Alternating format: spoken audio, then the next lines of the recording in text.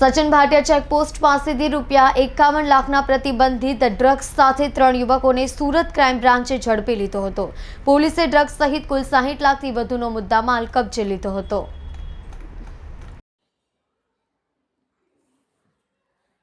છેલ્લા 3 વર્ષથી no drugs in Surat city campaign ચલાવી રહેલી સુરત શહેર પોલીસે વધુ એક ડ્રગ્સ રેકેટનો પર્દાફાશ કર્યો હતો। ક્રાઇમ બ્રાન્ચે શહેરના શેવાડે ભાટિયા ચેકપોસ્ટ પાસેથી એક કાર અટકાવી તલાશી લેતા તેમાંથી ₹51 લાખનો એમડીનો જથ્થો મળી આવ્યો હતો। કારમાં ડ્રગ્સની હેરાફેરી કરતા 3ને પકડી 60 લાખથી વધુનો મુદ્દામાલ લઈને તપાસ હાથ ધરી છે। શહેર પોલીસે ડ્રગ્સ માફિયા પર સકંજો કસ્યો છે। છેલ્લા કેટલાક સમયથી ડ્રગ્સની હેરાફેરી કરતા તત્વોને જેલ ભેગા કરવા સાથે પેડલરો પર કાયદાનો કોરડો વીંચ્યો હતો। સાથોસાથ ઓરિસ્સાથી સુરત પંથકમાં ગાંજો ઠાલવવાના નેટવર્કનો પણ પોલીસે પર્દાફાશ કર્યો હતો। પોલીસની ભીસ વધતી જતાં ડ્રગ્સનો ગોરખ ધંધા કરનારા અવનવા કિમિયા અપનાવી રહ્યા છે। બીજી તરફ પોલીસ પણ આ અનધિકૃત પ્રવૃત્તિ પર સતત બાજ નજર રાખી રહી છે। દરમિયાન ક્રાઇમ બ્રાન્ચની ટીમને સોમવારે સવારે બાતમી મળી હતી કે મધ્યપ્રદેશ તરફથી 3 યુવકો કારમાં એમડીના વ્યાપક જથ્થા સાથે સુરત આવી રહ્યા છે। શહેરના શેવાડે સચિન નજીકના ભાટિયા ચેકપોસ્ટ પાસેથી કાર પસાર થવાની હોય ક્રાઇમ બ્રાન્ચે અહીં વોચ ગોઠવી હતી। દરમિયાન કારને અટકાવતા તેમાં 3 યુવકોની તલાશી લીધી હતી। પોલીસને 3 યુવકોના ખિસ્સામાંથી એમડીની પડીકીઓ મળી આવી હતી। અંદાજિત 500 ગ્રામ એમડી ડ્રગ્સનો જથ્થો કબજે લેવાયો હતો। એફએસએલની ટીમે પણ એમડી ડ્રગ્સ હોવાની બાબતેની પુષ્ટિ કરી હતી।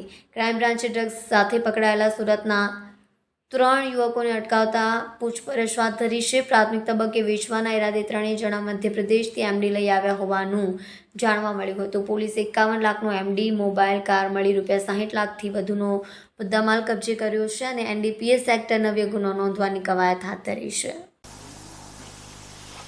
સુરત સિટીમાં no drugs in Surat city અભિયાન અંતર્ગત ક્રાઇમ બ્રાન્ચ અને એસઓજી ઘણા બધા ભૂતકાળમાં કેસ કરવામાં આવેલા છે અને ત્યારે એવી એક માહિતી ક્રાઇમ બ્રાન્ચનો મળી હતી કે મધ્યપ્રદેશથી ગુજરાતમાં સુરતમાં એમડી ડ્રગ્સ કોઈ લઈને આવે છે। એના અનુસંધાને બંને ડીસીપી સાહેબ શ્રીમતી રૂપલ સોલંકી મેડમ અને રોઝિયા સાહેબ અને ડીસીબીનો પીઆઈ શ્રી પરમાર સાહેબ અને મોદી સાહેબ અને એની ટીમ વાચમાં હતા। કાલે ભાટિયા ટોલ ટેક્સની પાસે એક સિલ્વર કલરની વરના ગાડીનો રોકવામાં આવ્યો અને એની તલાશી દરમિયાન એના પાસેથી 512 ગ્રામ જેટલી એમડી ડ્રગ્સ કબજે કરવામાં આવેલી છે, જેની માર્કેટ કિંમત 51,22,000 થાય છે। એમાં 3 આરોપી પકડવામાં પોલીસને સફળતા મળી છે।